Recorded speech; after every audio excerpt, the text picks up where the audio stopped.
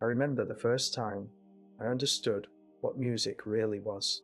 Not the kind they taught us in the coastal settlements, where children sang harvest songs under double sunsets and called it joy. Real music. Wow. Where Richard Optimation, Patrick, Abdaiti and Wati, out of recognition, Rabanto, always still all there. The kind that keeps you alive when death is watching from a dais, when your body is currency and your silence is disobedience.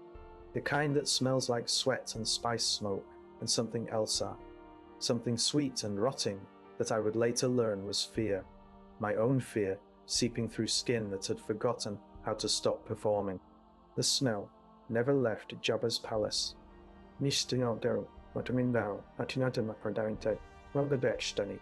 It lived in the stone, in the shadows, in the recycled air that moved through those corridors like the breath of something already dead. Damp.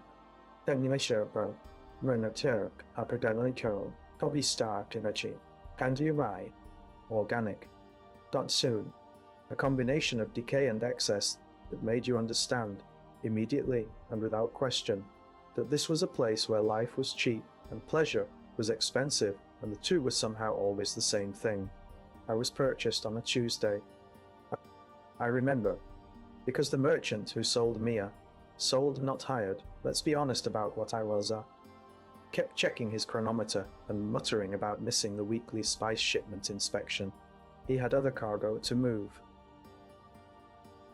I was an afterthought, a bonus acquisition he'd picked up in Mos Eisley when he saw me dancing for credits outside the cantina. He thought I was 16. I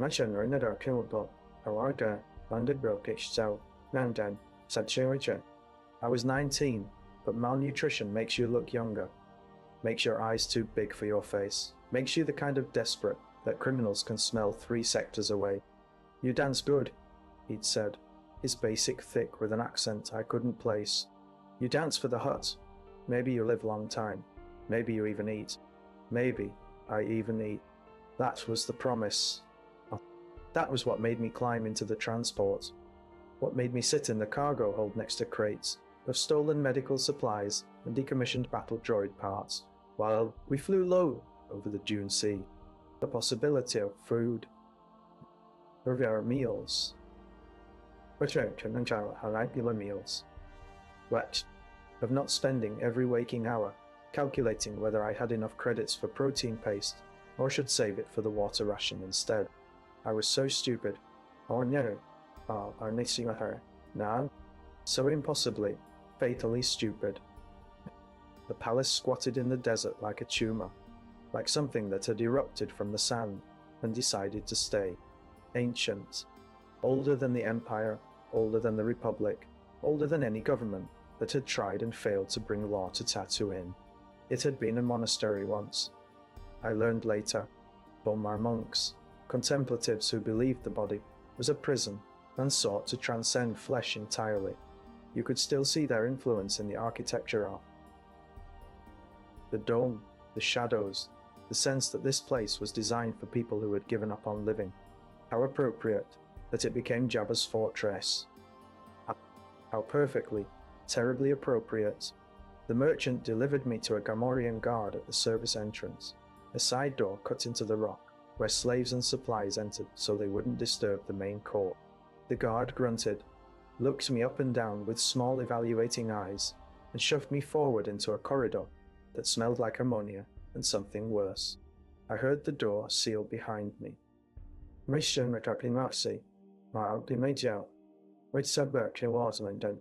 That sound on, the hiss of pressurized air, the metallic click of a locking gajinga. That sound became the rhythm of my life, the sound of choices ending. The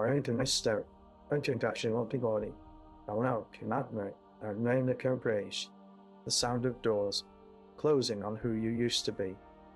They took me to the holding cells first.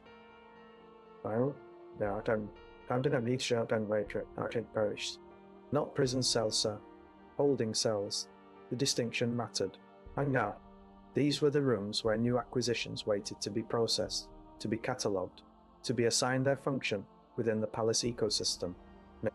There were 6 of us that week. Moron. Two lilac girls, younger than me, who clutched each other and wouldn't stop crying. A human man, older, who kept insisting there had been a mistake, that he was a citizen, that he had filed the correct transit papers. A Rhodian who sat perfectly still and stared at nothing. And a woman never learned her specia, who laughed. Just laughed, quietly, constantly, a sound like breaking glass. We weren't allowed to speak to each other. Many striking and days. A protocol droid, its plating corroded and ancient, informed us of the rules in a voice that might have once been pleasant, but now sounded like it was gargling sand. Speak when spoken to. Now, Matematic, Epimestomo, Mandachankandahi, move when ordered. I'd show Barakangji, Mizan Bakrahing, resist and be punished. Outrider, Warningalo, Outrider, comply and be fed. The droid's photoreceptors were mismatched at one blue, one yellow arm, and they never blinked, never looked away, never suggested that anything we were experiencing was abnormal or wrong or worth remarking upon. I learned later that the droid had been a librarian once, on Coruscant, before the Empire, before something happened out. It never said what, and ended up here in this place doing this work, teaching slaves how to be slaves. There was no judgment in its voice.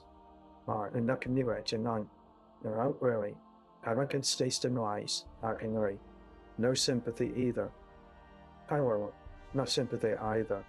Just information, delivered in the same tone. It might have once used to explain the Dewey Decimal System, or the proper way to request a historical text. They examined us the next day.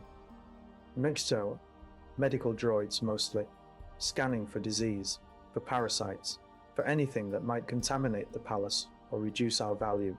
They were efficient.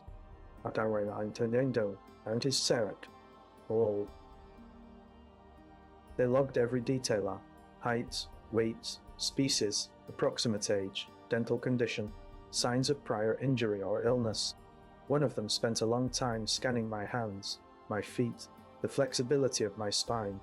A former grade, he concluded, in a tone that suggested this was neither good nor bad, merely factual, liable for entertainment assignment. Estimated functional period: 2 to 4 years, contingent on compliance and maintenance. 2 to 4 years.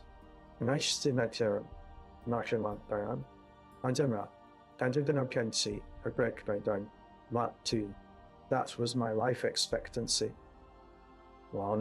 That was how long I could be expected to dance before my body gave out, before I became more expensive to keep than to replace. The droid said it, the way you might comment on the weather. Partly, cloudy, with a chance of death. They fed us that night.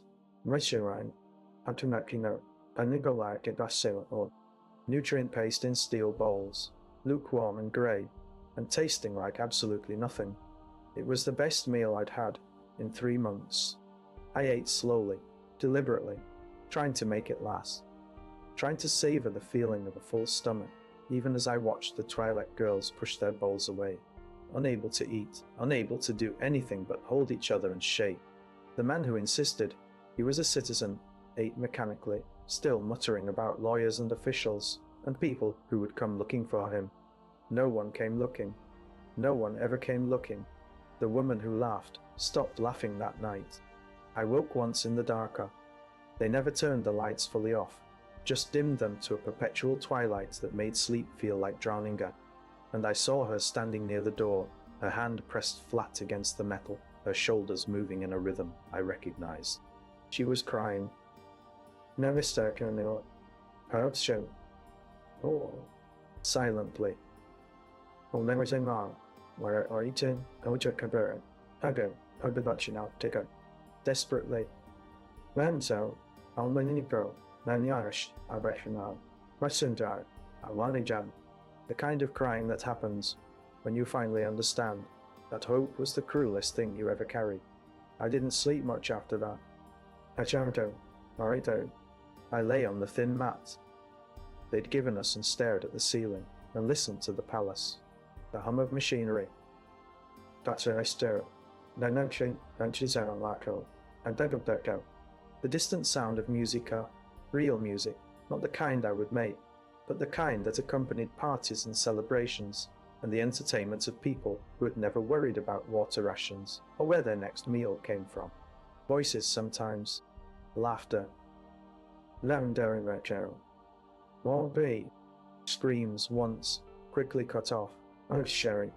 And underneath it all, a vibration. I'll try to arrest him. Let's linger and dynamical. The recent low. A vibration, low. But I'm sure, right there, are natural, restable. Constant. The word rested chair are what can, actor stanitis and eternal. Like the palace itself was breathing. No, no, be. On the third, they came for me. Rester outrightly worked. A Twi'lek woman, beautiful in a way that made you sad, led me through corridors I would come to know intimately, out from the holding cells through the servant passages, past kitchens where slaves prepared food they would never taste, past armories where guards maintained weapons they would use on people like us. She moved with the efficiency of someone who had made this walk 1,000 times, who no longer noticed the screaming coming from behind one door, the sobbing from behind another, the smell of burned flesh that lingered in one particular corner, for reasons I never learned and never wanted to. Her name was Oola, though I wouldn't know that until later, until we danced together enough times that name seemed important again. She didn't speak to me during that first walk. Didn't acknowledge me at all, except to gesture when I should turn, when I should climb, when I should wait while guards checked our authorization to pass. She wore gold, I remember. Gold cloth wrapped around her body in a way that suggested clothing, while providing almost nothing. Gold cuffs on her wrists and ankles. Gold paint on her leku that caught the dim light and made her look like something precious, something valuable, something worth keeping alive. I didn't understand yet what the gold meant. I thought it meant status. I thought it meant she was important, favored, safe. I was so stupid. We emerged into the throne room, through a side entrance, a small door concealed behind a pillar that let performers enter without disrupting the main floor. The smell hit me first. Hookah smoke, thick and cloying, mixed with sweat and alcohol, and that same sweet rot from the holding cells, but stronger now, concentrated, almost visible. Then the sound and music from a live band, some kind of modal nodes tribute act that played too loud and slightly off-key, the kind of music that existed not to be enjoyed, but to fill space, to provide background for other activities. And finally, the sight of it, the court. It was exactly as horrible as I'd imagined, and worse in ways I hadn't had the creativity to fear. The throne room sprawled like a wound, all dark stone and darker corners, lit by flames that burned in sconces and produced more smoke than light. The centre belonged to Jabba, of course. Jabba the Hutt, crime lord, slaver, murderer, who lounged on his dais like an obscene monument to appetite. I'd seen Hutts before her. You couldn't live on Tatooine without encountering them, but never like this, never holding absolute power in his own domain. He was massive, grotesque, his skin mottled and gleaming with some secretion I didn't want to identify. His eyes were small, intelligent, cruel. He watched everything. Missed nothing. Rain, Manro, Nestenwork, Renaroundster, and his tailor, his horrible writhing tailor, twitched with something that might have been pleasure or might have been hunger.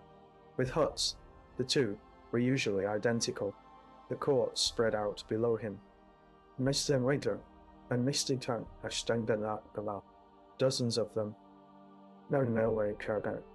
But each of them are not good job, not be steered. Criminals and smugglers and bounty hunters, drinking and gambling and conducting business, while slaves moved among them with trays of food and drink. A quarren crime. Lieutenant argued with a Rhodian about shipment percentages. A group of humans are Mercenaries by their weapons and scarcer, played sabak for stakes I couldn't identify. A weak-way guard stood motionless near the entrance to the dungeon, his hand on the blaster at his hip, his eyes scanning for threats that never materialize, because no one was stupid enough to threaten Jabba in his own palace. And everywhere, the slaves, serving. Serving, cleaning, Dartumero, Matamininano, Atstarakan Chober, places out and on, standing decoratively in corners, chained to pillars or walls, or in one case directly to Jabba's dais. They moved like ghosts, like people who had learned to be invisible, to anticipate needs before they were spoken, to never, ever draw attention to themselves unless ordered to. Oola brought me to a small alcove off the main floor, a space where performers waited between sets. 2 other dancers were there already. A human woman with scars on her arms and a look in her eyes like she'd seen things that couldn't be unseen, and a young Twi'lek male who couldn't have been more than 15. They didn't greet us, didn't acknowledge our arrival. My mistake can sin down, Merchant Sour, I believe they are still but they're all trying to pushing on rider. They just sat there, breathing slowly, preparing themselves for whatever was about to happen. You dance when Fortuna. Signals, Oola said. Her voice was soft, musical, completely empty. You dance until Jabba dismisses you. You do not stop. You do not hesitate. You do not show fear. What? He found. One fell, out in west soon directly, and only dragon, out the brow. I started. One encouraged. There is no what if. She looked at me then, really looked at me, and I saw something in her eyes that might have been pity or might have been envy that I was still naive enough to ask questions. You dance or you die. Those are the options. Those have always been the options. Bib Fortuna, signaled 40 minutes later. I don't know why. I remember the time. I should have heard soon. I don't know why I remember the time. Maybe because I counted every second. My heart hammering against my ribs like something trying to escape. Maybe because the chronometer on the far walla, an expensive piece, looted from some ship or settlementer, glowed with a pale blue light that I focused on while the human woman beside me breathed in patterns. In and out, like she was preparing for battle. Maybe because knowing the time made it feel real, made it feel like something I could measure and survive. 40 minutes of waiting. Redstone Earl, our engine rate, our nourishing got steady, all. Then Fortuna's long finger raised, pointed at us, and the music changed.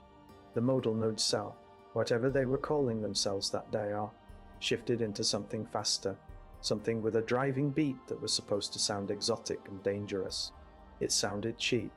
It sounded like every cantina band that had ever played for drunk spacers, and called it art. But it didn't matter what I thought of the music. It mattered that I moved to it. Well, I don't know to Mexico, and send it continue it, how I don't know. I'm doing share, how the answer to my crowd was. We entered the floor in a line. Oola first, because she was Jabba's favorite, because she'd survived the longest, because she knew every step of the choreography that kept you interesting without being threatening. Then the scarred woman, whose name I still didn't know. Then me. One way still. Yes. Then the Twi'lek boy, whose hands shook so badly I could see them trembling, even in the dim light. The court didn't stop their activities. Why would they? What show? We were entertainment, background, no different from the music or the incense or the drinks being served. A few eyes turned toward Usa, mostly the mercenaries, mostly the ones who hadn't been here long enough to become bored with the parade of Flesher. But most continued their conversations, their gambling, their negotiations over territory and percentages, and who would die next. Jabba watched though. Jabba always watched. I danced. I wish I could say, I don't remember it, that my mind mercifully blanked the memory, but I remembered. Every movement. What? Every time my body bent or turned or displayed itself, for the entertainment of monsters. I'd been a good dancer once, back in the settlements. I'd had technique, grace. One weighty, Russian Daracant Rainbow. I know it going to say Rainbow, grace. I'd danced at festivals and celebrations, and people had clapped and smiled and told me I had talent. This wasn't that. This was something else entirely. Miniature law, Undani, or Rugdalash Darkinkari, or Derkman Bakma, or Duiso. This was dancing like drowning, dancing like your life depended on every gesture being perfect and provocative, and not too much of either. The scarred woman danced with empty eyes, her body moving through positions she'd performed so many times they'd become automatic. The Twilight boy kept glancing at the dais, at Jabba, seeking approval, or at least confirmation that he was doing it right. Oola danced like she was already dead, like her body belonged to someone else, and she was just watching it from a distance, uninvolved and untouchable. I tried to copy her. I tried to find that distance, that separation between who I was and what I was doing. I couldn't. I was too present, too aware, too conscious of the way Jabba's tail twitched when I moved past his sight line, too aware of the laughter from the quarren when I stumbled slightly on a turn, too aware of the smell of my own sweat, mixing with the smoke and the rot and the fear. The music went on forever. 10 minutes that felt like hours. My legs burned. My lungs burned. The gold cloth they'd wrapped around Mia, less cloth than Oola's I noticed, because I was new and therefore needed to be shown off, needed to prove my wata, stuck to my skin and pulled in places that made movement painful. But I didn't stop. Rainy sorrow, my dough. I don't chat, my cage, my otherwise in your legion. I'll stop. Because Oola had said not stopping was the only rule that mattered. When Fortuna finally signaled the end, when we filed back to the alcove through that same side entrance, I collapsed, just fell to the floor and gasped for air like I'd been underwater. The Tualek boy was crying silently, his face pressed against the wall. The scarred woman sat perfectly still, staring at nothing, her chest rising and falling in those same measured breaths. Oola stood over me. "Oh, better," she said. No, just that one word. Word. Better. No said. Not good. Nature. Not successful. No sewers. Just better. Which implied there was still so much room for improvement, so many ways I could still fail. How long? I managed to ask. Rado, Garnishes in Baron, White Town. Narrates. How long have you been doing this? She tilted her head, considering. Well, time works differently here, she said finally. After the first few months, the days stop feeling separate. It becomes one long moment that you're trapped inside, one long dance that never ends. But how long? I insisted, because I needed numbers, needed measurements, needed something concrete to hold on to. 3 years. Her voice was flat. I've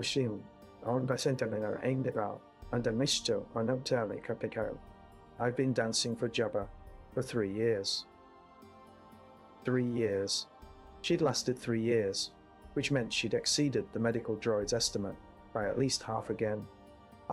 She'd survived through compliance and skill and luck, and whatever else keeps some slaves alive, while others vanish into the dungeon or the rancor pit, or simply disappear one day, with no explanation and no body to bury. The ones who last, she continued, her eyes fixed on some point beyond the wall, learn to separate. You put who you are in a box deep inside, where the dancing can't touch it. You let your body do what it needs to do, but you keep yourself safe, hidden. Do you understand? Hidden. Do you understand? I nodded, though I didn't. Not really. Not yet. The alternative, she said, and now she was looking at the Twi'lek boy, at his shaking shoulders and his quiet tears, is to stay present, to feel everything, To know what's happening to you every moment of every day. She paused.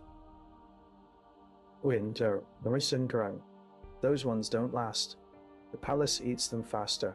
I wanted to ask what happened to them, where they went, but I already knew. I'd heard the screams from the dungeon.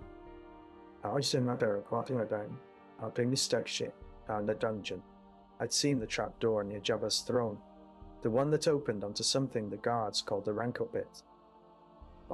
I'd watched a slaver, a kitchen worker who dropped a tray of drinks out, get dragged away by Gamorrean guards while begging, pleading, promising to be more careful. I never saw him again. That was the lesson. That was what the palace taught you in every moment. Compliance or death, and sometimes compliance and death. And the only variable was how much you suffered first. They fed us after performances. Another bowl of nutrient paste, this time with something that might have been vegetable protein mixed in. We ate in the alcove, not speaking, not looking at each other. The music continued in the throne room. It always continued day and night, because Jabba's court never really closed, never really slept. There were just shifts, different faces. I was shown steady on. No, audition about how. Different deals being made. The same suffering underneath. I finished my food and realized I was crying. Not sobbing, not making noise. I'd learned that much already.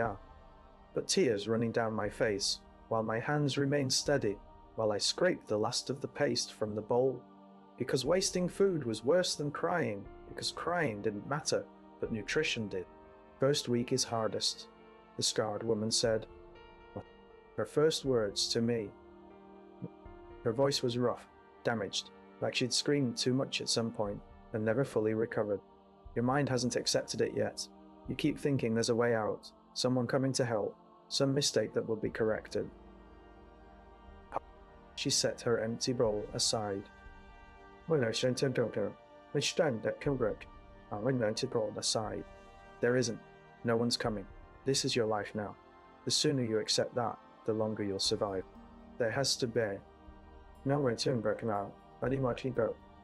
Let's show. I started. No, or new sun routing to it. They know I will look stale. There doesn't. She cut me off with the certainty of someone who had argued with herself through this exact conversation and lost. You're on Tatooine.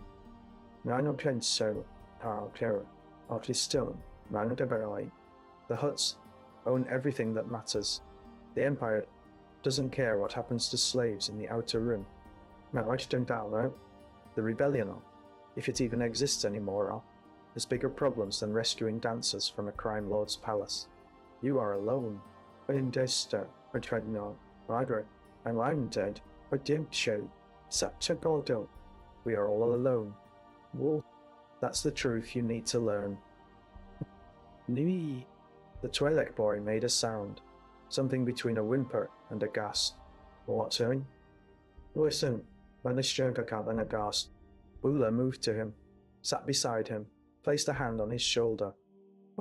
She didn't speak. It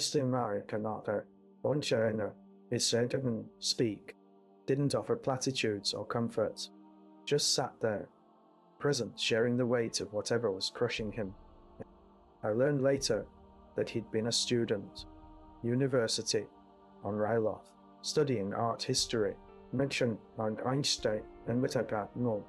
He'd come to Tatooine on holiday, wanting to see the binary sunset, wanting to experience the authentic frontier, before going back to his comfortable life in the capital.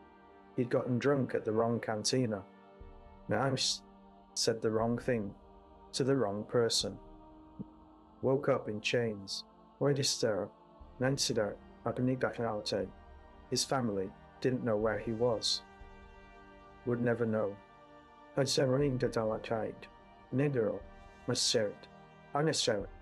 Tatooine, people vanished all the time. It was like the desert are. vast and indifferent, and utterly unconcerned with individual tragedy. I wanted to tell him it would be okay. I wanted to lie. But Oola and the scarred woman had taught me something already. Lies were cruelty here. False hope was worse than no hope. The only kindness you could offer was truth, delivered as gently as possible, and the companionship of other people who understood. So I sat down next to him. What are you? Not touching Gar. I'd learned that some people couldn't bear to be touched after what happened to them here, but close, present stopped, breathing beside him in the smoke-filled alcove, while the music played and the court celebrated, and Jabba presided over his kingdom of controlled suffering. We danced 3 more times that night. Or maybe it was still the same night.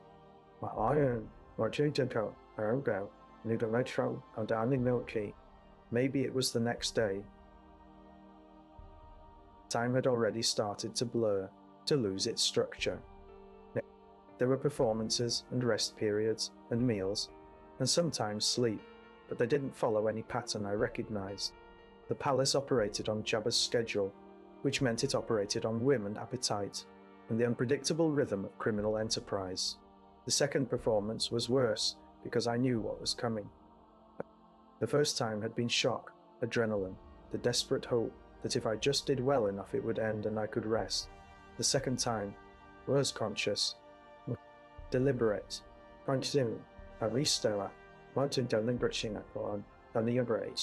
walking back onto that floor, with full knowledge of what it meant, what I was offering, what was being taken. A Rhodian bounty hunter had arrived between sets, dragging a prisoner in Bindersa, some human smuggler who'd apparently tried to cut Jabba out of a spice deal. The court's attention shifted to them, to the negotiation of price and punishment, which meant we danced for an audience that was barely watching. You'd think that would make it easier. Well,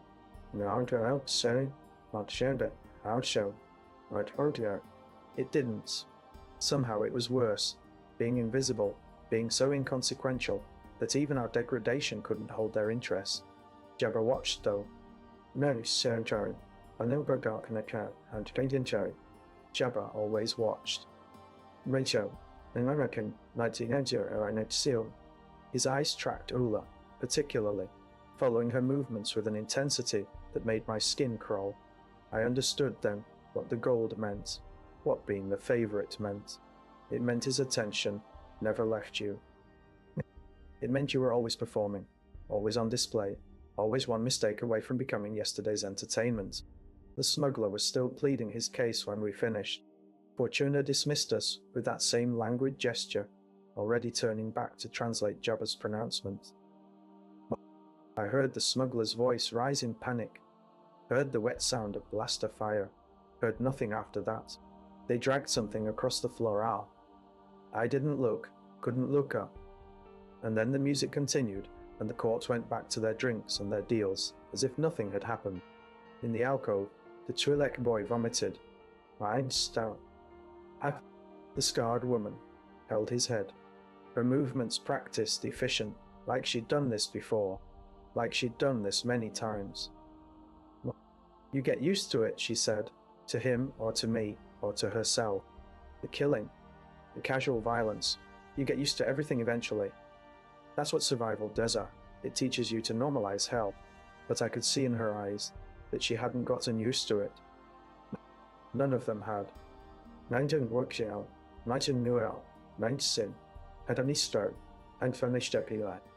just gotten better at pretending, better at functioning, while carrying the weight of every horror they'd witnessed. Oola brought us water between the third and fourth performances. Real water, cool and clean, in metal cups that were probably worth more than we were. Drink slowly, she instructed. If you drink too fast, you'll cramp during the next set. The next set. There was always a next set. That was the architecture of our lives, Noel. A series of performances separated by brief intervals of rest that weren't really rest because you spent them anticipating, dreading, preparing for the next time you'd have to walk onto that floor and pretend to be something you weren't. I asked Oola about the others once, during one of those intervals. The other slaves I'd seen in holding. Well,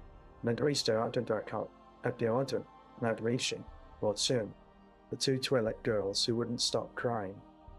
The man who insisted he was a citizen. The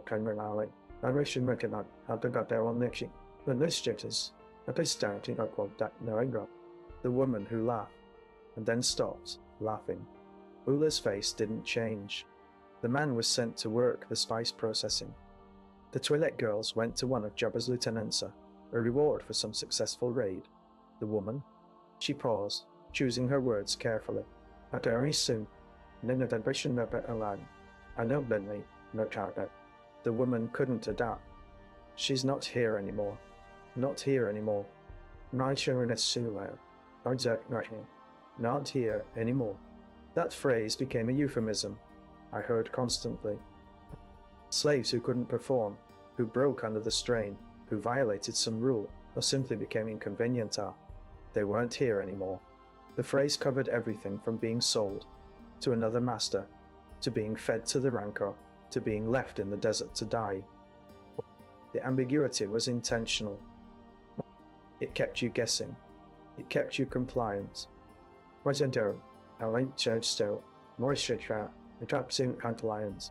fourth performance that first night out, I'm calling it night, though the throne room existed in perpetual artificial twilight was when I first saw the chain.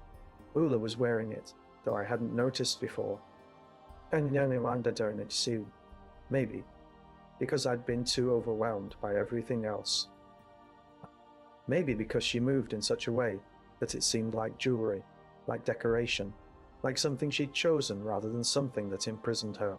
It was attached to her collar. Nichely Gestel, a thick metal chain, 6 feet long, that ran from her neck to a ring on Jabba's dais. She could move within that radius. She could dance, perform, even retreat to the alcove when dismissed, but she couldn't leave. Russia wouldn't leave, couldn't run, couldn't do anything except exist within the circle of Jabba's immediate reach. I stared at it during the performance, nearly missed my cues because I was trying to understand what I was seeing. She'd been chained there for 3 years. What? 3 years of being tethered to that dais, to that throne, to that creature. 3 years of sleeping within his reach, eating within his sight, never having a moment of privacy or autonomy, or the simple freedom of being alone. And she'd survived. That was the thing I couldn't comprehend.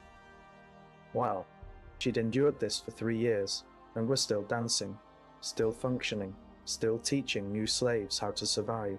What kind of strength did that require? What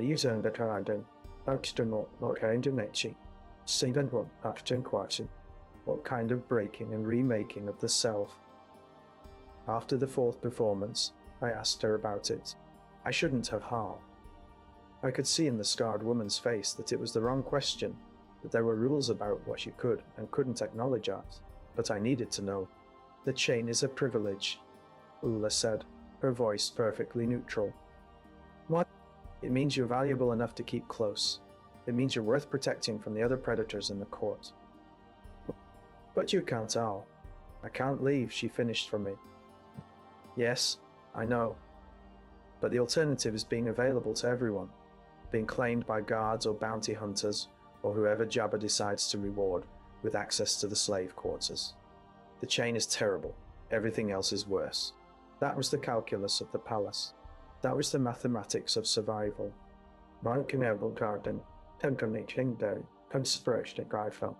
Every horror was measured against greater horrors. Every violation was preferable to more extreme violations.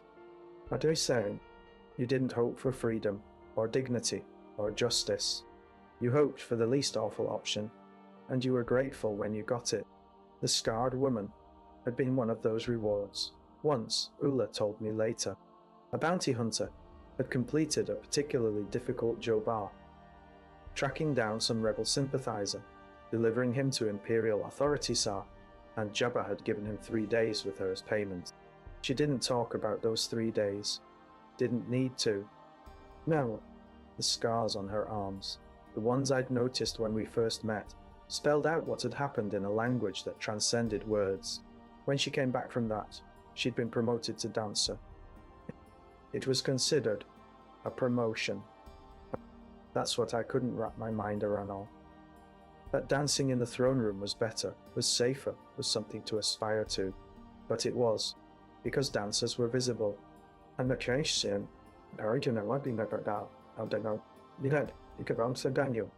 protected by their utility. As long as you could perform, as long as you remained entertaining, you had value that kept you marginally safer than the invisible slaves who could be used and discarded, without anyone noticing. We slept in a small chamber, off the throne room, all of us together. 4 sleeping mats on cold stone, a single refresher unit that barely functioned, no door, just a curtain. Just the illusion of privacy, while the court continued its business 10 meters away, and guards walked past at irregular intervals, checking that we were where we were supposed to be. I lay there that first night off, or day, or whatever it was, listening to the others breathe. The Twi'lek boy was crying again, very quietly, his face turned toward the wall. The scarred woman was either asleep or doing a good impression of it. Oola was awake. I could tell by her breathing, staring at the ceiling with that same distant expression that suggested her mind was somewhere else, somewhere far away, somewhere this palace couldn't reach. I thought about the merchant who'd sold me, about how pleased he'd seemed with the price, about how I'd thought I was being clever, strategic, finding a way to survive on Tatooine's brutal economic margins, about how every choice that had led me here had seemed reasonable at the time, necessary even, and how none of that mattered now. What? The smell of the palace had seeped into my skin. I could taste it, that sweet rot mixed with smoke and sweat and fear. I wondered if it would ever come out. If I ever got freer, when I got free, I corrected myself desperately. Because I had to believe in had to believe in some future that wasn't this sap. Would I carry this smell with me? Would it mark me forever? As someone who'd been here, who'd survived this? A scream echoed from somewhere deep in the palace. When your daughter in the palace in the like Latin, but they should start so. What's so not to run a church? Far away but clear, carrying through the stone corridors with perfect acoustic clarity. And she done down my stomach that she done. It went on for a long time. No one else reacted. Mine is sharing. When the shout I can answer. No one else reacted. The breathing patterns around me didn't change. This was normal. Fine. This was just the sound of the palace at night. I don't know how to wish it. When the show and good day carry. And look do. But be said you wouldn't. Abijay. When the scream finally stopped, the silence was somehow worse. I must have slept eventually, because I woke to Oola shaking my shoulder, her touch gentle but insistent. Come, she said. I went to I seen the car to Bechion. I am going. Fortuna wants to see you.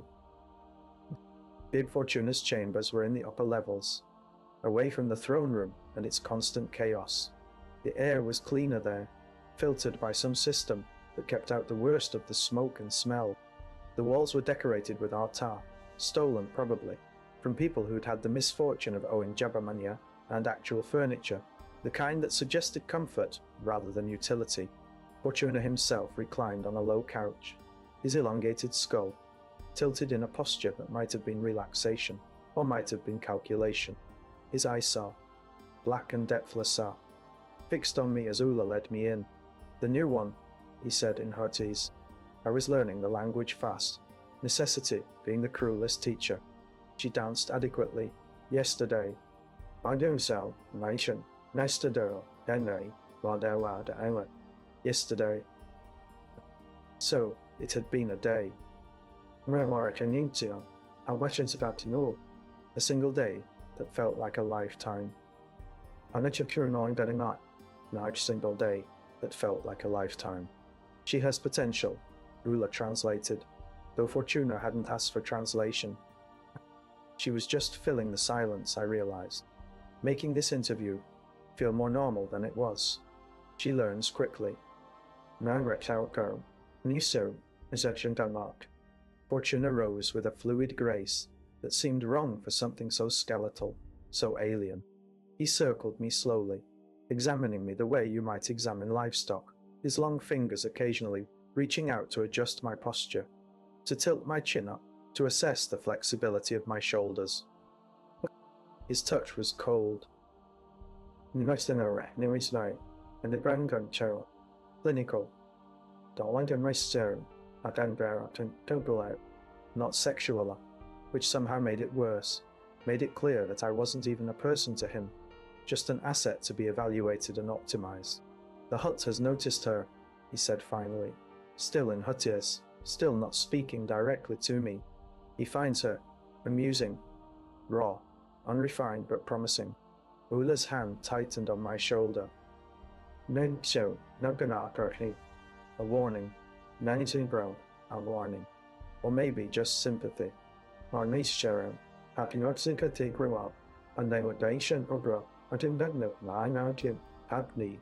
That's good, she said carefully.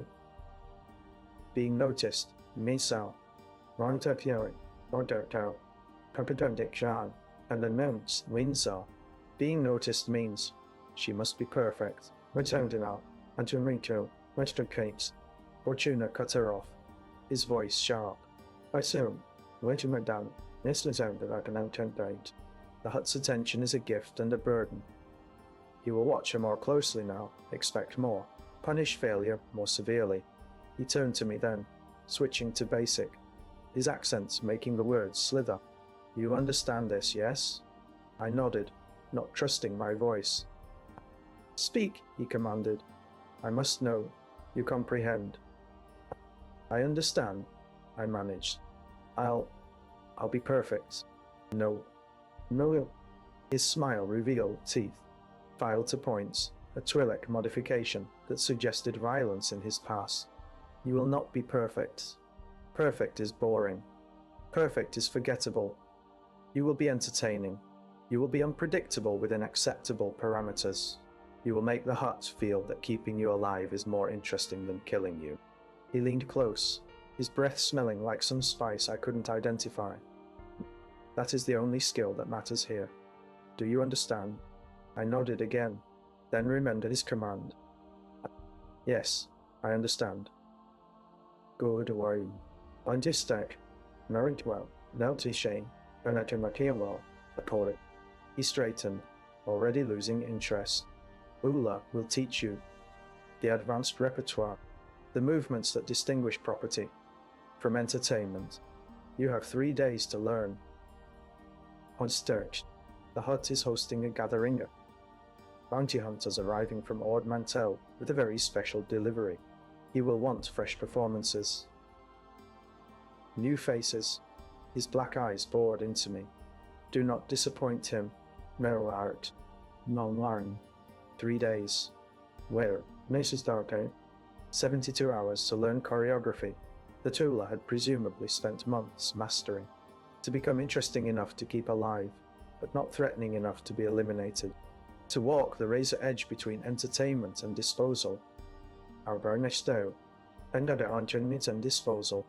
Oola led me back through the corridors, her chains scraping against stone with every step. Not that sound of metal. Monroka became another rhythm in the palace's symphony. Another reminder that even the most favored slave was still chained. Advanced repertoire, I said, once we were alone in a practice chamber, a small room with mirrors salvaged from some luxury liner, and a sound system that had probably cost more than my entire village made in a year. What does that mean? Westerborough. Oola looked at me for a long moment, her expression unreadable. Then she began to move.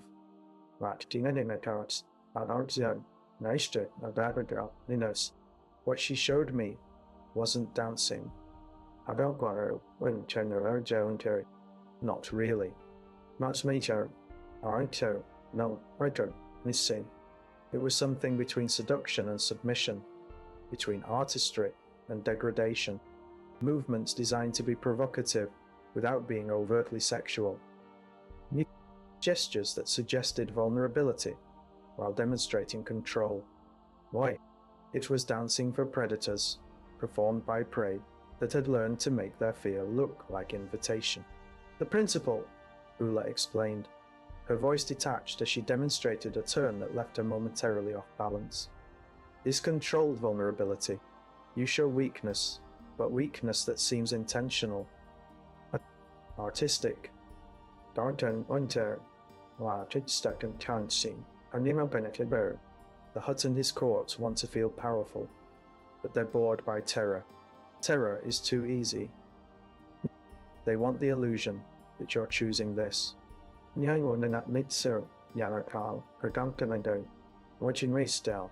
That you're performing rather than surviving. Meanwhile, but we're not choosing, I said. No. No, she repeated the turn, slower this time, so I could see the mechanics. We're not, but they need to believe we are.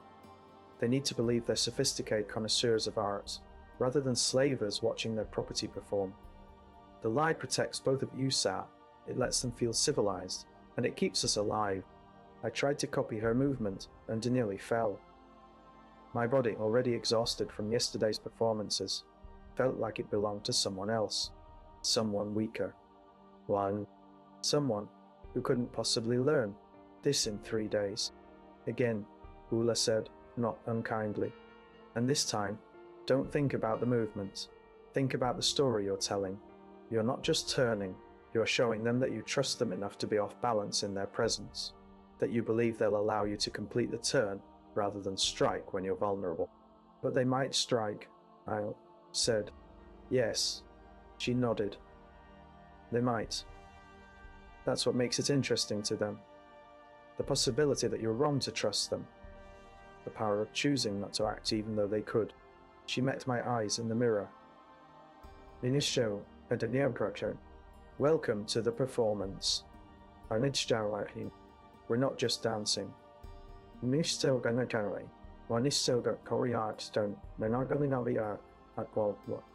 constantly negotiating our survival through gesture and movement.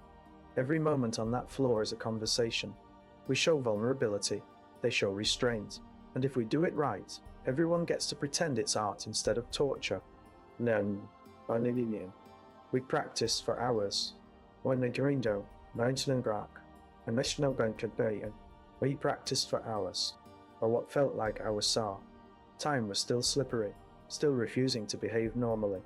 Oola was patient, but exacting, correcting every angle, every weight shift, every moment where my face showed what I was really feeling, instead of what I needed them to believe I felt. Your eyes betray you, she said, after my dozenth attempt at a particularly difficult sequence. You're performing the movement correctly, but your eyes are desperate, afraid. They can see it.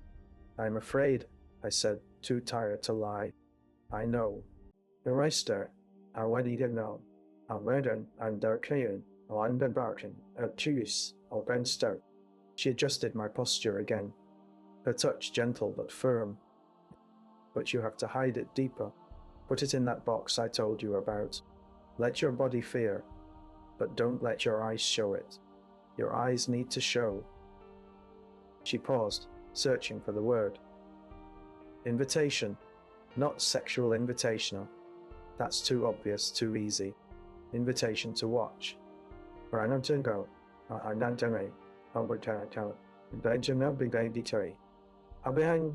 To appreciate.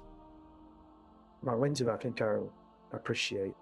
To believe they're witnessing something special.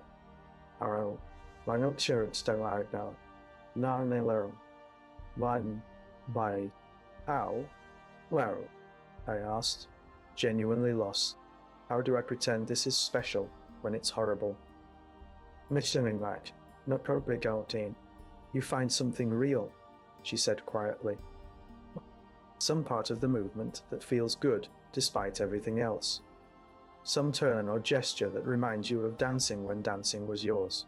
You hold on to that tiny truth and let it show in your eyes.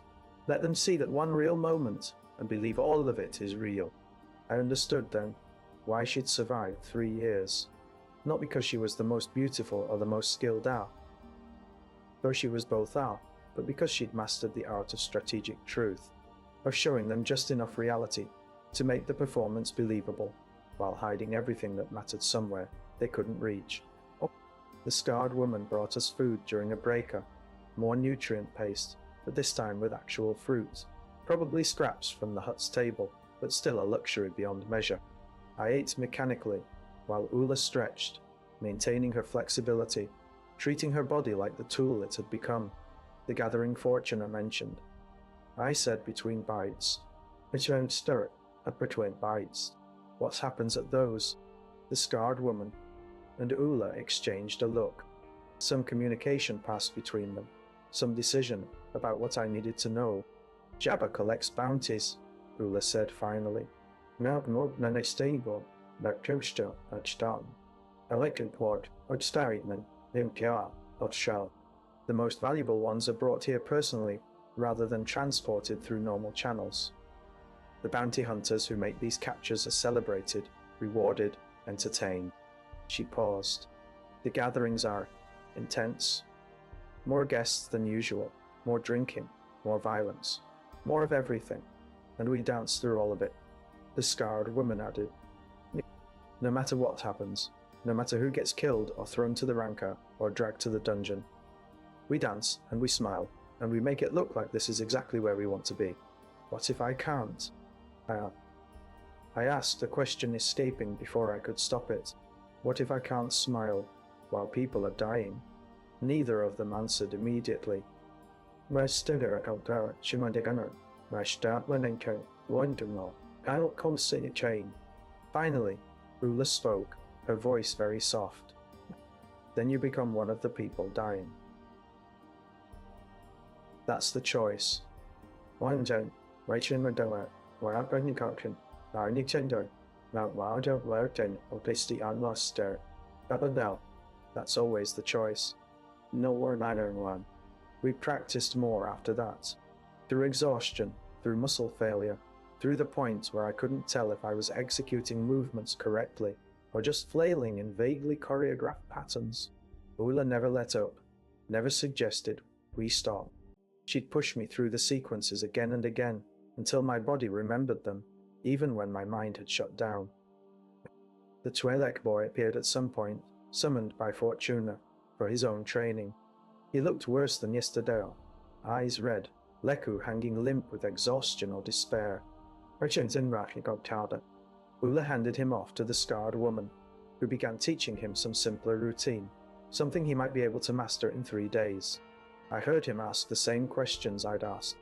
The scarred woman gave him the same answers. I wondered if this was how it always went, if every new slave went through this exact progression. Hope, questions, horrible answers, acceptance. If we were all just following a script written by everyone who'd come before us.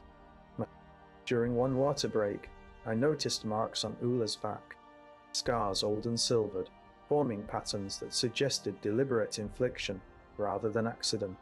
She caught me looking. Training, she said simply. From before I learned the rules, before I understood that compliance was the only option. She took a long drink. I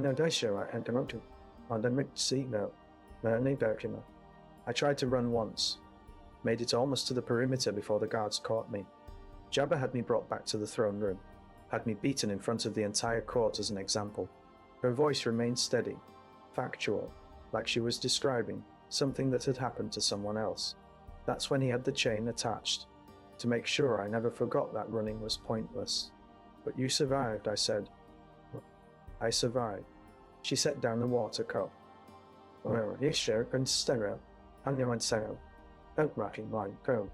Sometimes I'm not sure if that makes me strong, or just broken in a useful way.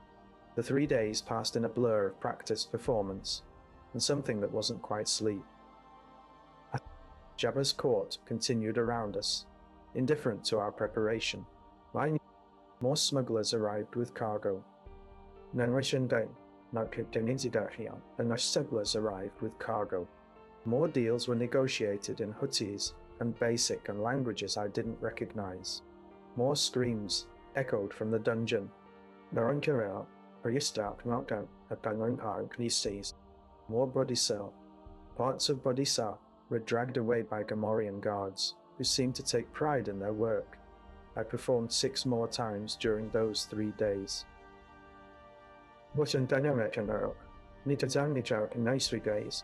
Regular sets, maintaining the appearance of normalcy, while Oola drilled the advanced choreography into me during every spare moment. My body existed in a constant state of exhaustion and pain. Muscles. I didn't know I had screamed with overuse. My feet bled inside the decorative shoes they'd given Mia. Impractical things designed for appearance rather than function. I developed bruises on my knees and hips from practicing falls and recoveries on the stone floor, but I learned. I had to. The alternative was unthinkable. Well, unthinkable. The Twi'lek boy wasn't learning. As quickly. I could see it in the scarred woman's face, in the way she repeated instructions with decreasing patience. He tried on. I had to give him that. He tried desperately, pushing himself until he collapsed, until he vomited from exhaustion. But his body wouldn't cooperate.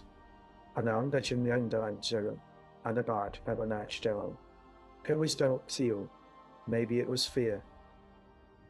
Maybe it was the fundamental wrongness of what we were being forced to do. Maybe his mind just refused to let his body perform movements that represented such absolute surrender. On the second day, Fortuner came to observe our practice. He watched in silence for nearly an hour, his black eyes missing nothing, his expression unreadable. When he finally spoke, it was to Oola. Oola. The new one is adequate, he said in Huttese. The boy is not. He needs more time, Oola replied, her voice carefully neutral.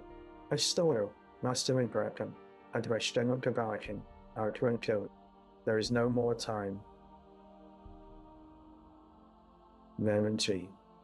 Fortuna's tail twitched with something that might have been annoyance. The gathering is tomorrow. The hut expects quality entertainment. If the boy cannot perform, he didn't finish the sentence. Well, he didn't need to. Why general? Why soon Carol? That night, I'm sure it was night this time, because the palace had a different quality to its darkness, a sense of the desert beyond the walls settling into cold silence.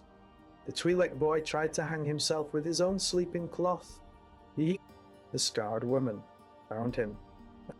Got him down. Mr. Sheriff got him down, held him while he sobbed and apologized for being weak, for not learning fast enough, for failing at the one thing that might keep him alive. I can't do this, he kept saying. I can't. Oola sat beside them, her chained collar catching the dim lights. You can, she said, with a certainty that sounded like cruelty, even though I knew it was kindness. You can, because the alternative is worse. You think death is escape?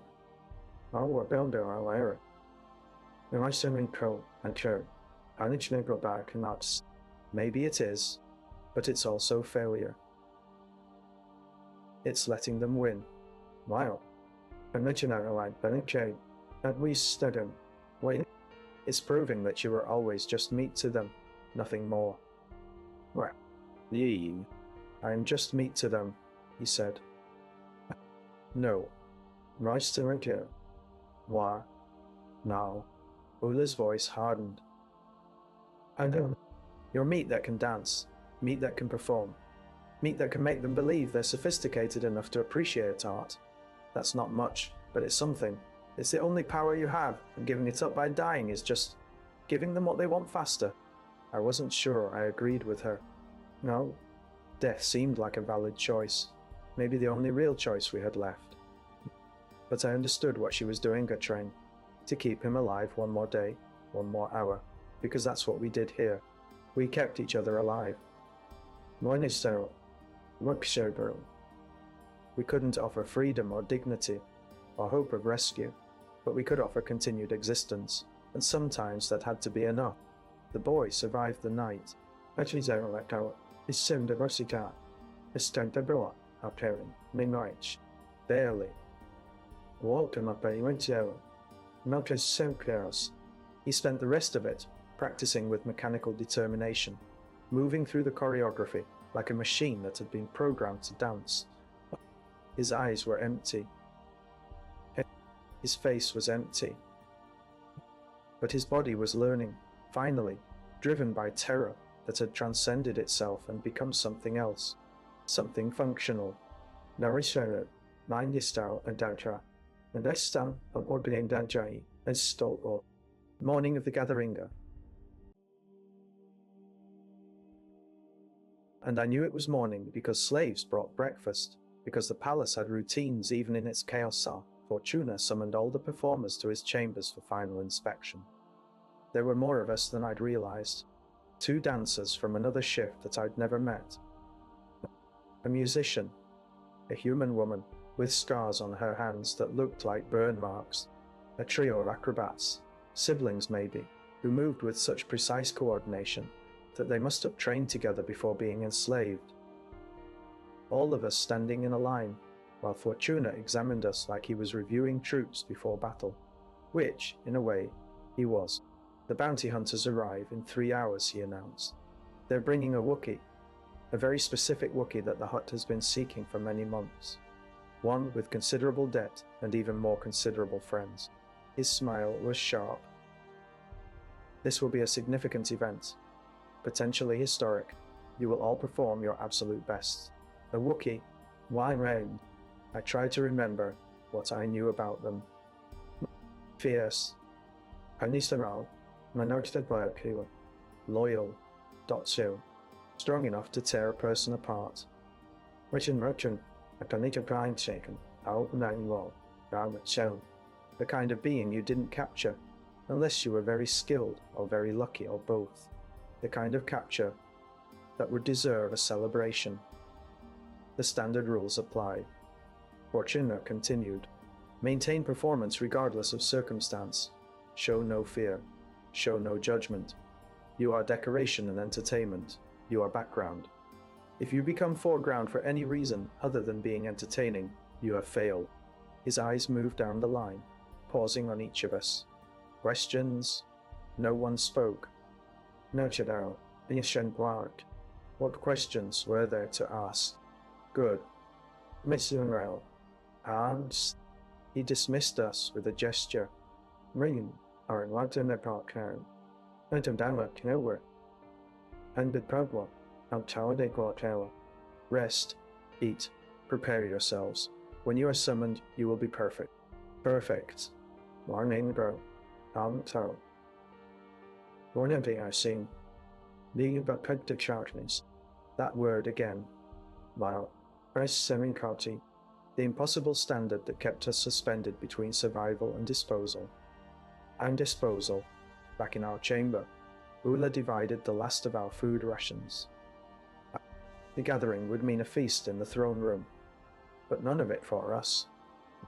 We'd be dancing, performing, expending energy we didn't have while the court gorged themselves on roasted meat and imported delicacies and wine that cost more than we were worth. Eat slowly, Oola instructed, the same advice she always gave. Make it last. Give your body time to process before you have to perform. I ate mechanically, not tasting anything, my mind already moving ahead to what was coming. 3 hours. 3 hours until the gathering. Origin work. I'll stone adapting or actually. I'll do a sandwich of that rice, red gullet. 3 hours until I had to prove I'd learned enough in 3 days to survive, whatever came next. The scarred woman was checking her costume, such as it was, making sure the cloth was properly arranged, that nothing would slip or tear during performance. Practical concerns.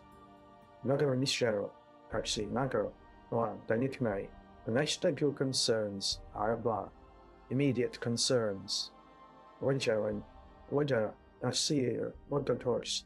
The kind of focus that kept you functional when thinking about the larger picture would break you. The Twi'lek boy sat perfectly still, staring at nothing, his lips moving in what might have been prayer or might have been counting, rehearsing sequences in his mind.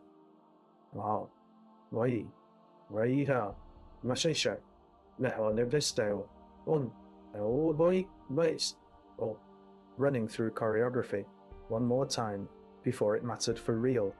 And Oola.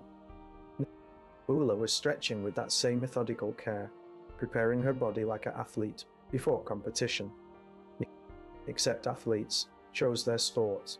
Athletes had the option of quitting. Larry, athletes weren't chained to a crime, Lord's throne.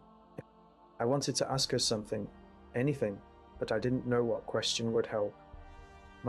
How do you prepare for performing while someone is being delivered to their fate? How do you smile while watching another being's freedom end? How do you keep dancing when every movement feels like collaboration with your own oppression? She looked up, caught me watching. Well, don't think about the Wookiee, she said quietly.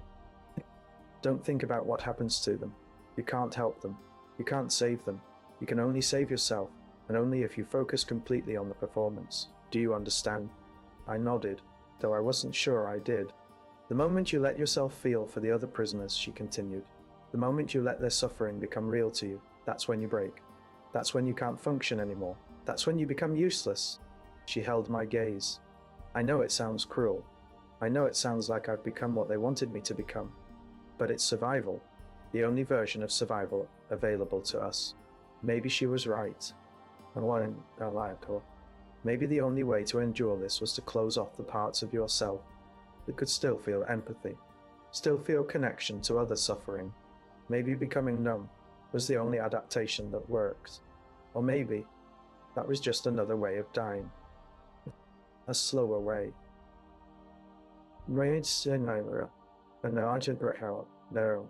Once enchanted, one where your body kept moving, but everything that made you human gradually hollowed out, until you were just performance, just function, just meat that happened to know how to dance. I didn't know which was true. I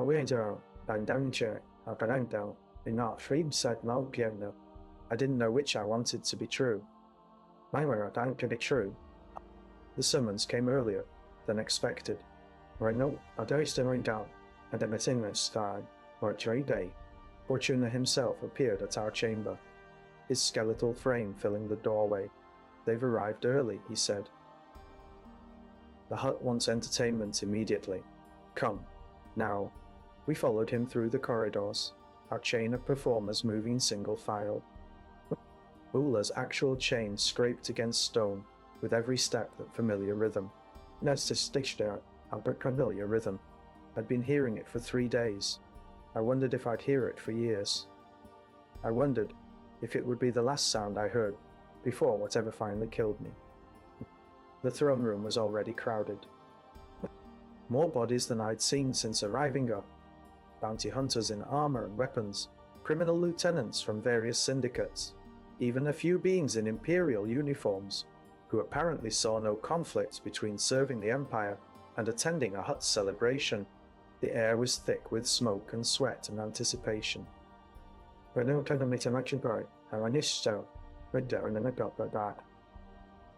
down, nudging, and there, in the center of the floor, bound in restraints that looked excessive, even for a Wookiee, was the prize. He was huge, taller than any being I'd ever seen, covered in brown fur that was matted with blood and dirt and what might have been burns. His arms were pulled behind him, attached to some kind of restraining pole. His legs were shackled. A muzzle covered his mouth arc. A humiliation beyond the physical restraint, a way of silencing the proud being who stood there with eyes that burned with rage and despair. The Wookiee's eyes tracked across the room, taking in every face, every weapon, every exit, calculating or calculating Wostanisa. Even now, even bound, muzzled and surrounded by enemies, he was thinking, planning, channel. Mail, Arkan Khan, Cherry, Yamkirkari, Cutlark, Leningrad, looking for the opportunity that would let him tear his captors apart. Jabba laughed. The sound rolled across the throne room like thunder, like something geological rather than biological. He spoke in Huttese, his words translated by the protocol droid that stood near his Desa. Different droid than the one from Holding, this one gold-plated and prissy, with an accent that suggested it had once served someone far more refined. Ah, Chewbacca. The droid translated, its voice carrying artificial cheer. The mighty Jabba, the Hutt welcomes you to his palace. You have been very difficult to locate, very expensive to capture, but worth every credit, as you represent not just a debt owed but a message sent. The droid paused, while Jabba continued. Your partner, the Corellian smuggler Han Solo, will hear of this. He will know that no one escapes their obligations to the Hutt, and perhaps he will come seeking you, and we will have 2 prizes instead of 1. The Wookiee made a sound behind the muzzler, muffled but unmistakably defiant. His shoulders strained against the restraints, muscles cording with effort. The bounty hunters who'd brought him stepped back instinctively, hands moving to weapons. They'd captured him, but they hadn't broken him. That was obvious. Music, Jabba commanded, and the modal Nodisar, or whatever the band was today, launched into something celebratory, triumphant.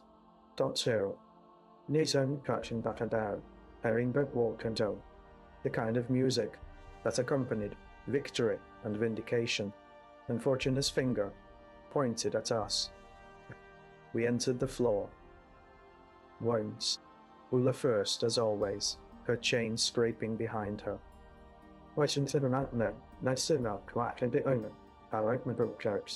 Then the scarred woman. Then me. Then the Twi'lek boy, his face blank with terror he'd learned to hide. The other performers followed that, dancers, acrobats, the musician with burned hands carrying some stringed instrument I didn't recognize. The Wookiee's eyes found us, found me specifically, for just a moment. And in that instant of contact, I saw him recognize what we were, fellow prisoners. What? Knowing Gerald, right hunting Gerald, when our down, Approach and Bennett out, fellow captives. His expression shifted. Not to pity, exactly, but to something like grim solidarity. We were all trapped here, all property of the Hutt, all dancing to survive, or fighting to survive, or waiting to die. Then I had to turn away, had to focus on the choreography, had to become nothing but movement and gesture and carefully calibrated vulnerability. I danced. We all danced. Performed the routines Oola had drilled into me, letting my body execute movements, while my mind tried to separate, tried to find that box she'd talked about where the real me could hide.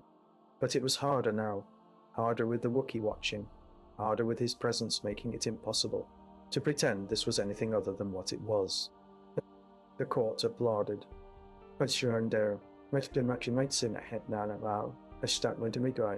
And no one cheered. Drunk. The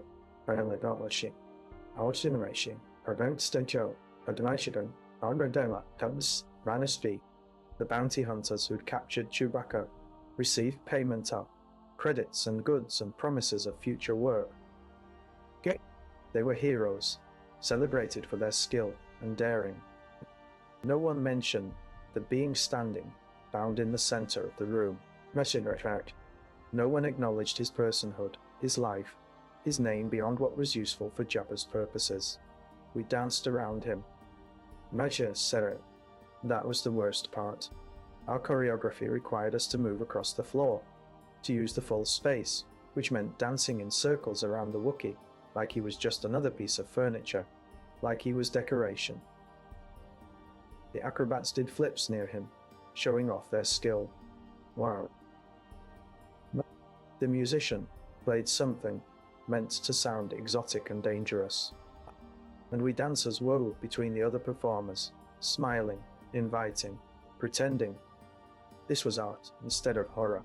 The Wookiee never looked away from Jabba, never stopped watching the hut with eyes that promised vengeance, that swore someday, somehow there would be a reckoning. I wondered if that promise kept him sane. If hatred could be a kind of hope. The first performance lasted 20 minutes. When we retreated to the alcove, the Twi'lek boy was shaking so badly he couldn't hold the water cup Oola offered him. It clattered to the floor, the sound lost in the throne room's noise. I touched him. The boy whispered. During the turn sequence, I lost my balance and touched his arm.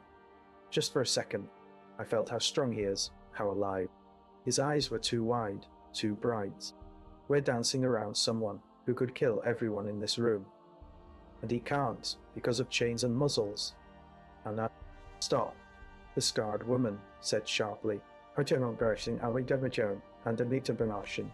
Stop thinking about it. Stop feeling it. Just stop. But I understood what the boy meant. The cognitive dissonance of it. The Wookiee could probably snap the restraining pole with enough effort, could tear through Gamorrean guards like paper, could probably even hurt Jabba before being killed. But he was choosing not to. I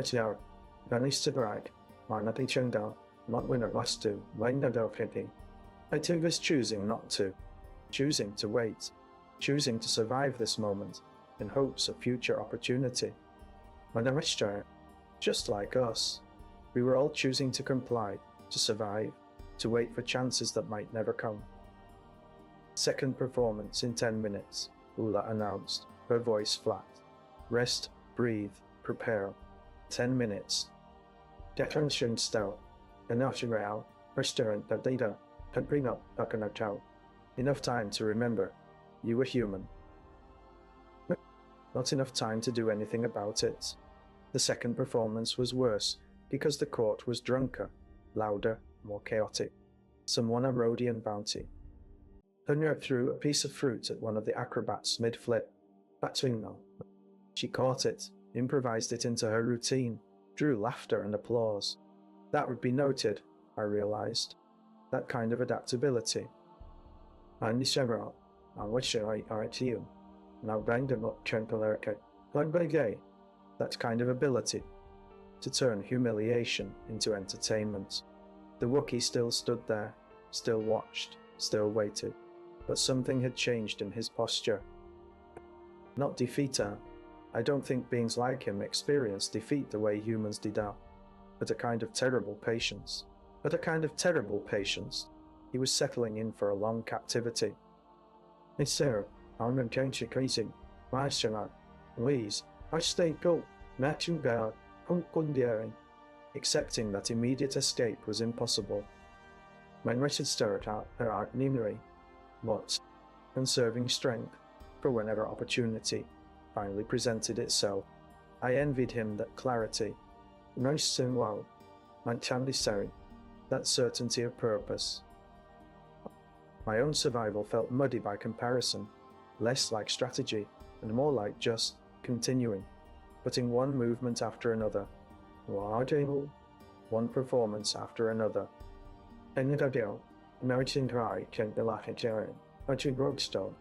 One day after another, until something changed or I died, or I became like Oola, still alive after 3 years, but not in any way that mattered. During the third performance, one of the Imperial officers called out a requester. Something specific, some dance from Ryloth that he claimed to have seen in his youth. Fortuna translated the request to Oola, who nodded and began adjusting our formation. The scarred woman took the lead for this piece, her movements suddenly more fluid, more culturally specific than anything I'd learned. The rest of us became her backdrop, supporting her performance with simpler choreography. The Imperial watched with an expression I couldn't read. Nostalgia, lust, regret for whatever had brought him to this place, to this moral compromise of attending a slaver's celebration. When the piece ended, he applauded slowly, then turned back to his conversation with a hot lieutenant about tariff schedules and blind eye arrangements. The Empire didn't care what happened here. That was clear. They had formal laws against slavery, formal agreements that should have protected beings like us. But in the Outer Rim, where control was negotiated rather than enforced, those laws were convenient fictions. The Empire cared about order and compliance, and the flow of resources.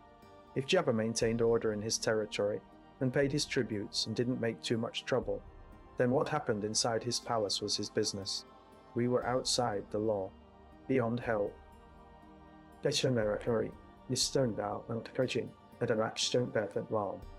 Down, existing in a space where the rules that supposedly governed civilized society simply didn't apply. What? That realization should have broken me. Maybe it did, and I just didn't notice because I had to keep dancing. Oh.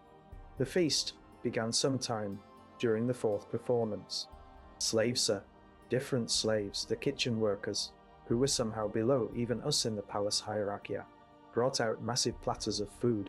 Roasted meat from animals I couldn't identify. Fruits imported from systems whose names I'd never heard.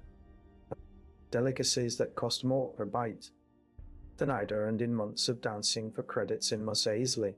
The court descended on the food like predators, tearing and grabbing and consuming with an enthusiasm that felt almost violent. Jabba himself was fed directly by attendants, who shoveled food into his vast mouth while he laughed and gestured and continued conducting business between bites. The Wookiee got nothing. I know not, condensed sour. I don't carry. But you don't want boys. He stood there watching the meat, his body rigid with anger or hunger or both. That was intentional. I realized, part of the humiliation.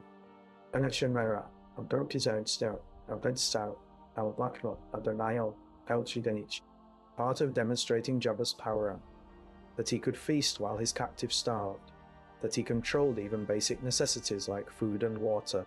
During our rest period, one of the kitchen slaves brought us nutrient paste, not special food, despite the celebration.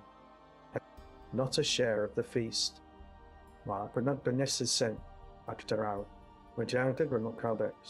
Just the same grey paste we always received, delivered in the same steel bowls. We ate silently, watching through the alcove entrance as the court gorged themselves.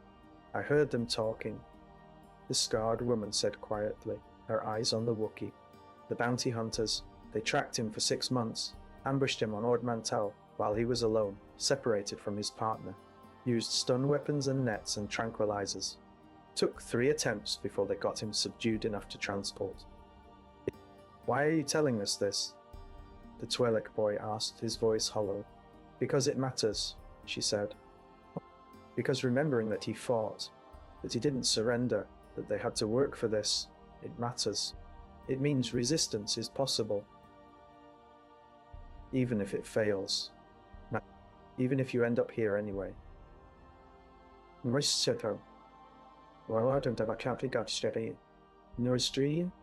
Oola made a sound that might have been agreement, or might have been pain. Her hand went to her collar, to the chain that was always there, always pulling, always reminding her of her constraints. I fought too, she said softly.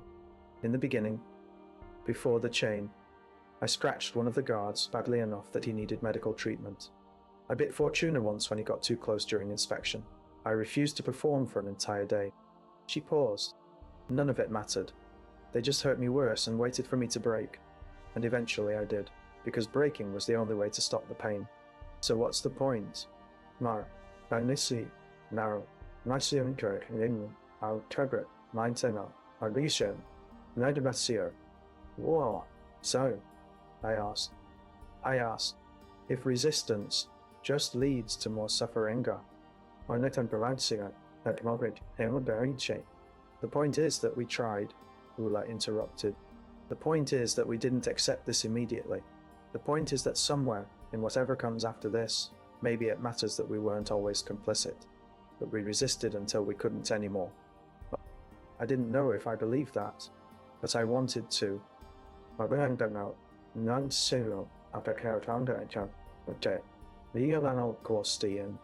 I wanted to believe that my eventual compliance, me dancing, my smiling, my performance of willing participation, was different from genuine collaboration because I'd been forced into it, because I'd had no real choice.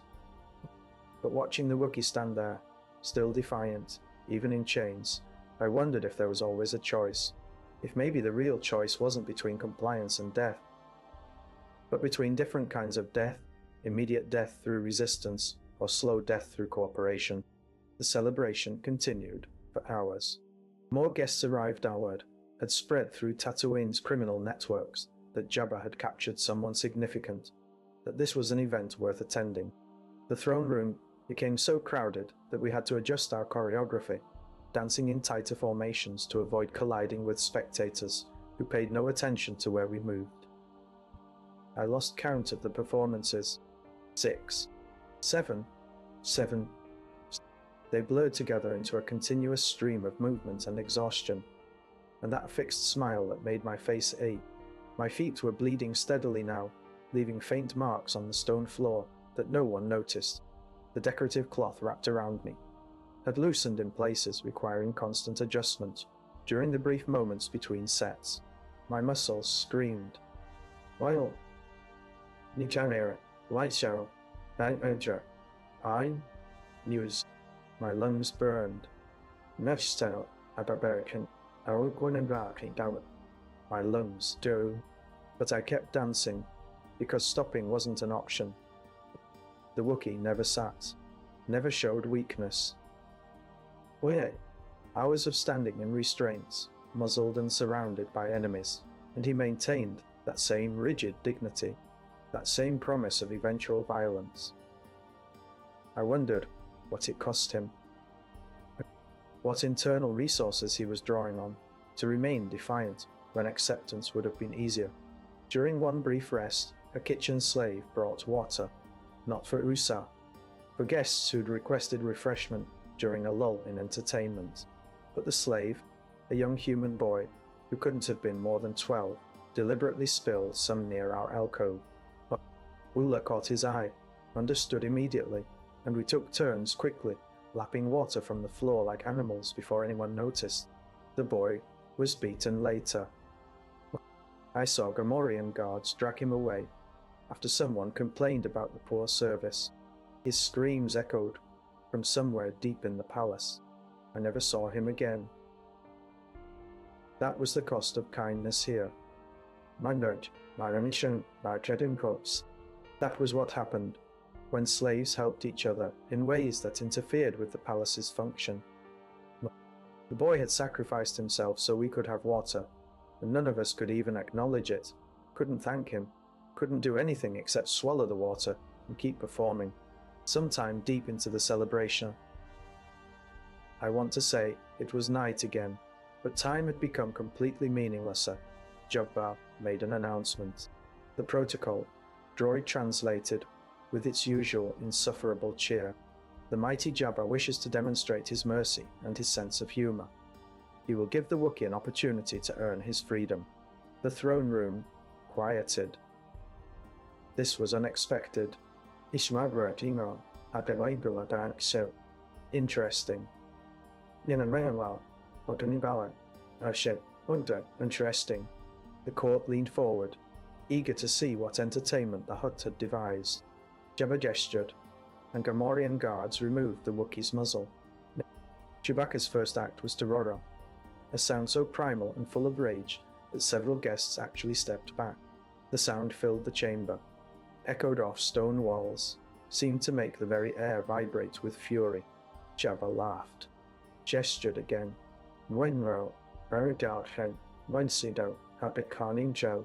The protocol, droid translated. You will face the mighty Jabba's champion in single combat. If you win, you go free. If you lose, the droid paused delicately. Well, the mighty Jabba's pet is always hungry. I stayed there, Doctor, and it's going to go. The rancor.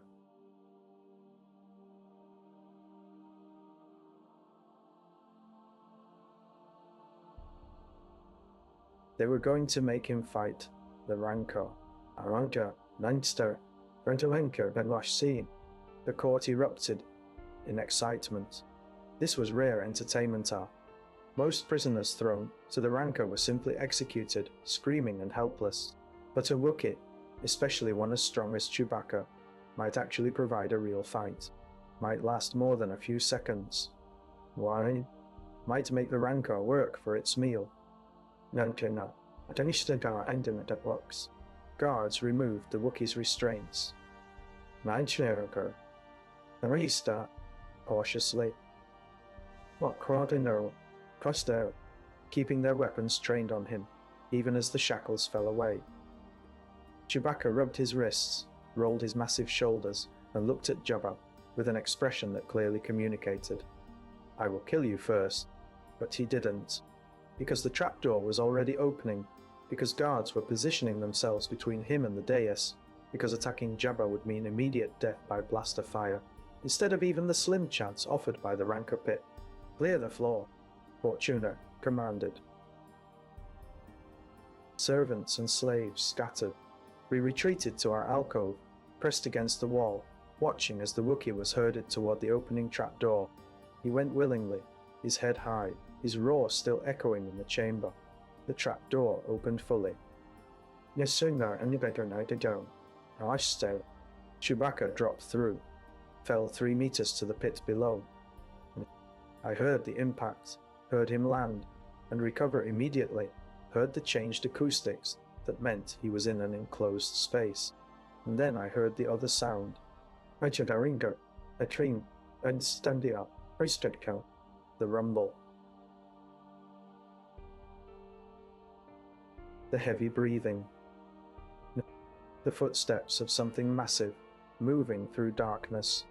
"We should go," Oola said quietly. "Well, back to our chamber.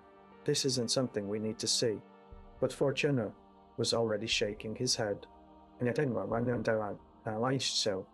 "All slaves remain. All witnesses remain. The Hutt wants everyone to see what happens to those who defy him. So we stayed. We, Wendell. Wendera, not to nature girl, but still, we stayed, pressed against the alcove wall, while the court surged toward the viewing grate, while beams jostled for the best position to watch the Wookiee die. I couldn't see the pit from where we stood on. Couldn't see the rancor or Chewbacca or whatever was happening down there. But I could hear it. The roars, the crashes, or Timbernet, not Wenchum Tenera, or at Yorkshire, and Dragetius, the sound of something enormous moving fast, attacking, the Wookiee's defiant bellows, mixing with the rancor's hungry growls. Impact sound saw. Body against wall, claw against stone. 2 massive beings trying to kill each other in an enclosed space, while criminals cheered and placed bets above them.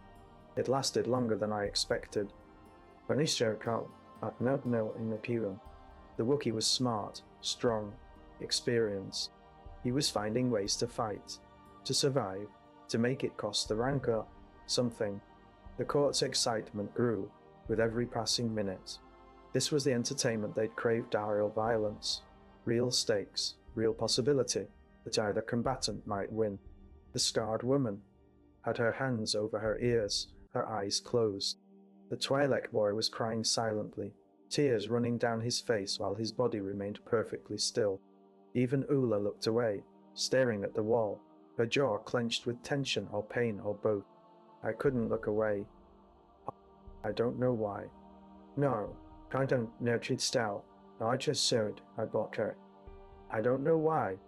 Maybe because the Wookiee's defiance felt important, felt like something that deserved witnessing. Maybe because refusing to watch felt like abandoning him to die alone. Maybe I was just broken, in a different way than the others. The sounds changed, became more desperate. More violence, a crash that made the floor shake. screaming out. The rancors, I think, though it was hard to tell. Then, silence. Terrible silence. The court held its breath. Commissioner Dr. New, Larky Stowe, round the Shinkai, you must sit or choke, line day. Waited, and then Jabba gestured, and guards with glow rods illuminated the pit below. The Wookiee stood over the rancor's body. Bleeding. Yancho, Markiro, Wang Banshari, Vantudichal Alto, injured. Wajiro, Lensaration. One up now, when long to break, Calmasto.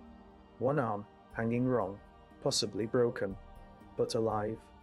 Menosimetio, might say. He'd killed it. Somehow, impossibly, he'd killed Jabba's pet, his champion, the creature that was supposed to be invincible. The throne room exploded.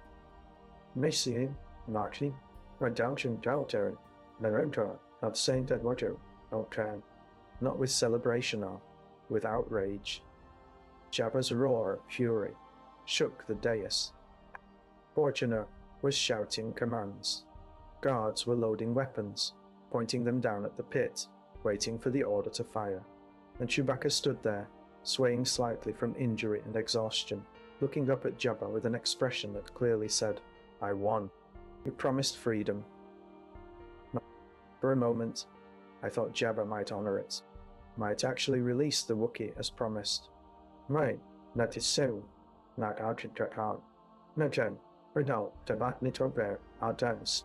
It would cost him face, cost him reputation, but it would demonstrate something, that the Hutt's word meant something, that deals were honored, that there was some structure to this chaos. Then Jabba laughed. That same rolling thunder laugh. Mission round and current. 1 year, Rinchen a Stoughton, Ninisha or Kantal. And the protocol, droid, translated his words. The mighty Jabba is most impressed. The Wookiee fought well, killed the mighty Jabba's prized pet. This deserves special recognition.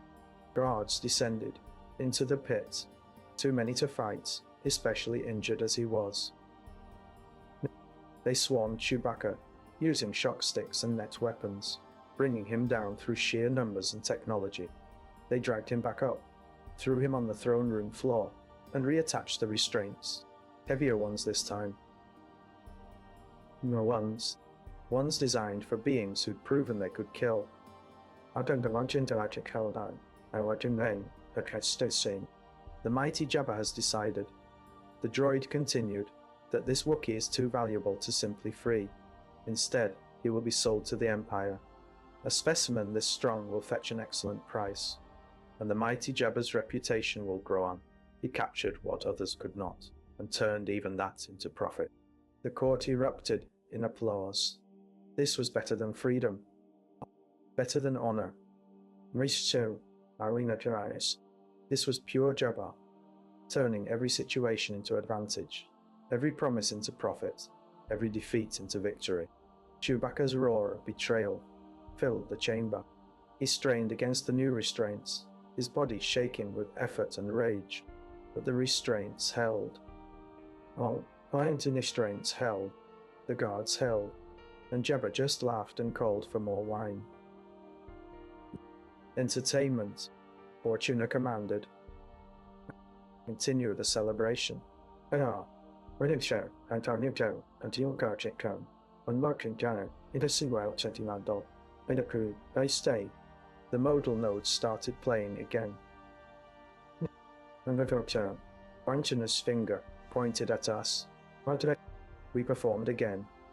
Mess Sinro, Rao, Ringanislinarinik, danced over the blood on the floor, danced around the Wookiee who now lay bound and beaten, danced while the court celebrated betrayal and slavery and the total absence of honor. My body moved through choreography, while my mind tried to process what I'd witnessed. The Wookiee had done everything right. I still had fought. Rechenlema and counter. Maltano, Rangtabano. Had won. Had earned his freedom, according to the terms offered. And none of it mattered, because Jabba didn't honor terms, didn't recognize obligations, operated in a world where power was the only currency that meant anything. That was the lesson. Mana turned out. That was what the celebration had really been about. Not just displaying a captive, but demonstrating that there was no path to freedom through compliance or victory, or anything else.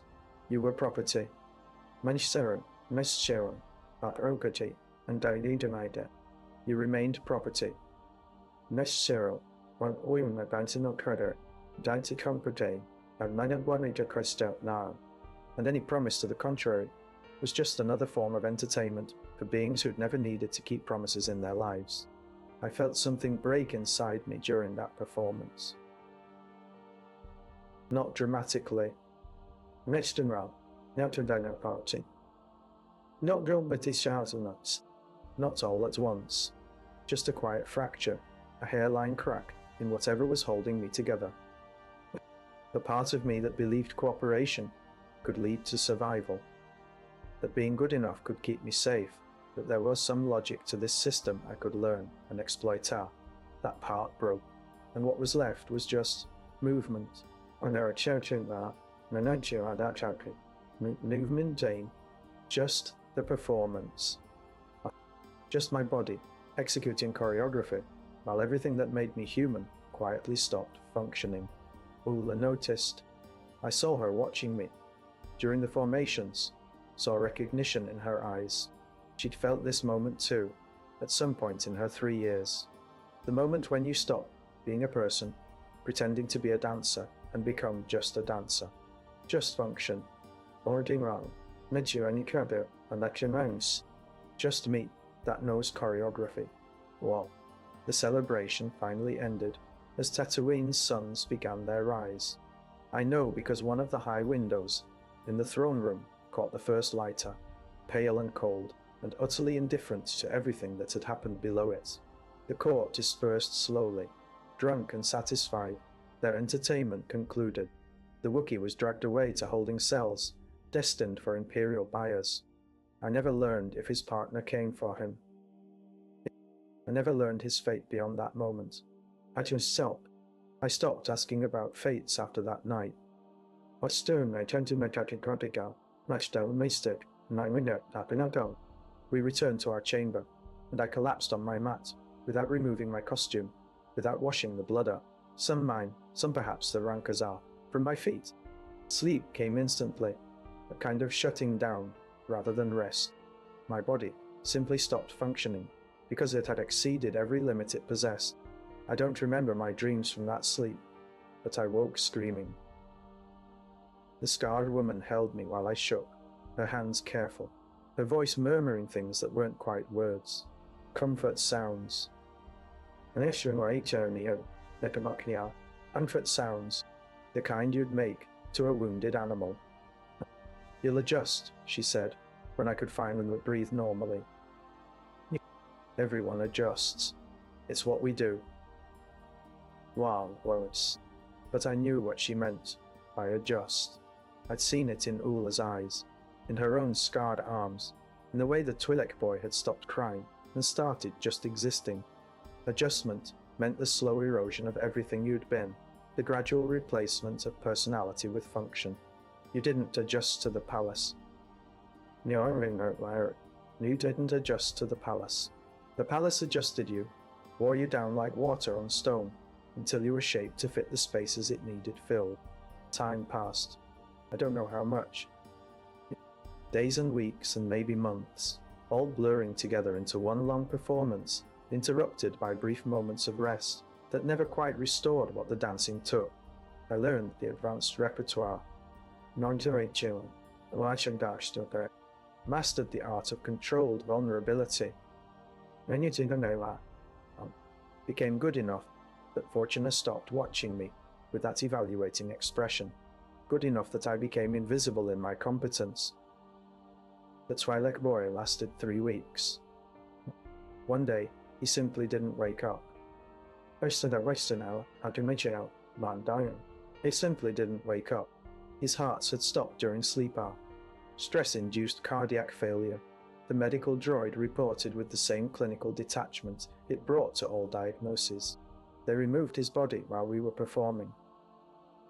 When we returned to our chamber, his mat was gone, and a new slave was waiting, a human girl, maybe 14, with eyes that still held hope. I couldn't look at her.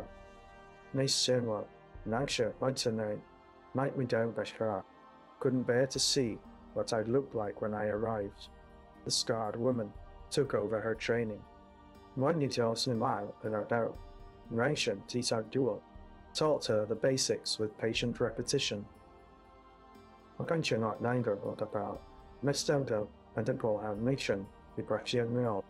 Oola and I just danced. The girl lasted 5 days. After her, I stopped learning the new ones' names. It was easier that way. Easier to think of them as temporary, as already gone, as not quite real enough to mourn. The palace taught you that.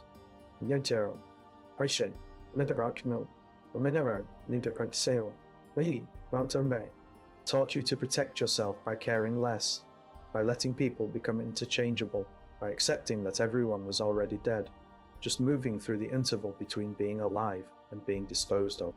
I realized one day that I couldn't remember my mother's face, couldn't recall the specific shade of the binary sunset over my village, couldn't quite access the memory of what dancing had felt like when it was mine, when it expressed something inside me rather than performing something for them.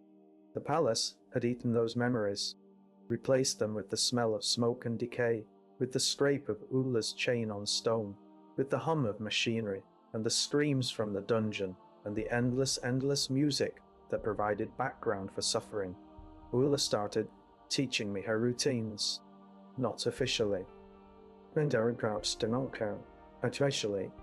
officially, not with Fortuna's permission, not with fortune, but gradually, during practice sessions, she'd show me the choreography she performed while chained to the dais, the movements specific to her position as Jabba's favorite. I didn't ask why. I think I already knew.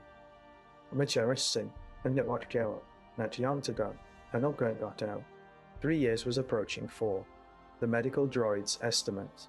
She was teaching me to replace her. When it happens, she said one day, her voice very quiet, very controlled. Don't fight the chain. Fighting just makes it worse. Accept it immediately. The faster you accept it, the less they'll hurt you during the transition. What transition? Harry, what transition? I asked, though I knew. Well, I said that came up. I did not understand. I went to bed. I left an warrior down. That saint is ill too. From dancer to favorite. From performer to property. She adjusted my posture for a particular turn. Norwegian, I want to know that Papa, her English then. Jabba will choose someone new, eventually. Oh, he'll invite him largely, eventually. The chain has to go to someone. Better you than someone who doesn't know the rules yet. Neither know. Shall and worry. Better me. Better the slave who'd learned to survive than someone with hope still intact. I understood the logic. Hated it. Understood it anyway. Well, later, but you understood it anyway. The day Oola died, I was sleeping. And I sleep then. She'd seemed fine during our last performance, tired but functioning, same as always. But sometime during the rest period, she woke up, walked to the throne, removed her chain, giving her just enough reach, and said something to Jabba. I never learned what. Mystery, and so, I never learned what. The Gamorrean guards who told us about it didn't speak basic well enough to translate, and the other slaves who witnessed it wouldn't talk about it. Whatever she said made Jabba angry, and made him reach for the control that opened the trap door, made him drop her into what had been the Ranka Pitar, now housing a new creature, something they'd imported from Felucia, something with more teeth and less mercy than the Ranka had possessed. The chain snapped at its connection point when she fell. I tried to manage how I said. That was intentional. A designed failure point, that prevented captives from hanging themselves with their own chains. So she fell free into the pit, and the creature was waiting, and it was over very quickly. They brought me to Fortuna that afternoon, fitted me with Oola's collara, cleaned but still smelling faintly of her, of the 3 years she'd worn it, attached the chain, led me to the dais, and positioned me exactly where she'd stood for so long. Jabba looked at me with those small, intelligent, cruel eyes, said something in Huttese that the protocol droid translated, danced. So I danced, within the 6-foot radius the chain permitted.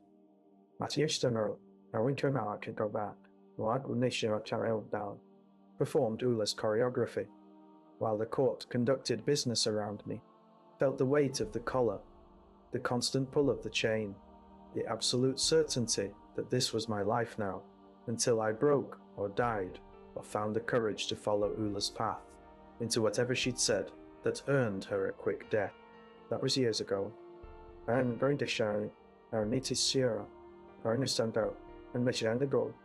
I think our current show, our actually soon, current top, our benigno, our listen, and then our day, our drink and me. Time doesn't work the way it used to. Our Canadian Maxine got the last show, up another guy, 91. Continue and used to. The palace has become my entire world. I can barely remember the desert beyond its walls, can't quite access memories of life before this.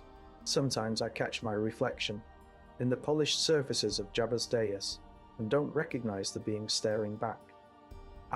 Thin, general curl, or unrighteous, scarred, unrazorly, uncentered, eyes empty of anything except the immediate calculation of survival. Our Russian rider, now actually tomorrow, I'm going to me down. The scarred woman is gone now. Fed to the pit after she developed an infection that made her unable to perform. The new slaves come and go so quickly, I've stopped learning their species, much less their names. Sometimes I teach them what I can during the brief intervals they last. Sometimes I don't. It doesn't matter much either way. I need strong. I current stella Edelbell, Angwele, Aronson and Steppeldale, Hunkdon, Abradell Shark. There's a new favourite being groomed. Our show, Magno Brow, there's a new favourite being groomed. A toilet girl, young and still hopeful, who Fortuna watches with that evaluating expression. She'll get the chain when I'm gone. Nurture not thought, never going, handy met stars. She'll dance where I dance. She'll learn what Oola taught me, what I'm teaching her now, without quite meaning to. The cycle continues. Well, that's what I've learned here.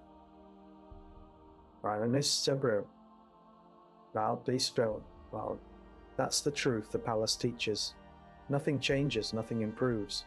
There's just this endless repetition of suffering and brief survival and eventual disposal. The galaxy turns above Usa. Empires rise and fall, rebellions fight and die. Grand stories play out among the Starsa, and none of it touches us. We're beneath history. Beyond it. Wine, trapped in this eternal present, where the only thing that changes is which slaves perform the dance. I hear the music starting now. Our voice though, now gets start now. The modal nodes, or their latest replacement, launching into another set. Fortuna's signal. Netter, another line, and then a signal. Time to perform again. Nichel, Nidanon Co, and in Kanchik style, and Manibal Co. I rise, feel the chain pull taut, begin the movements. Oola taught me. My body knows the choreography by now. Executes it perfectly while my mind what's left of Etam drifts somewhere else, somewhere far away. Somewhere that might not even exist anymore, if it ever did. Where else? The smell of the palace has become my smell. The sweet, rot and smoke and fear. It's in my skin. my lungs, my dreams when I still have them. I think it will be the last thing I sense before I die.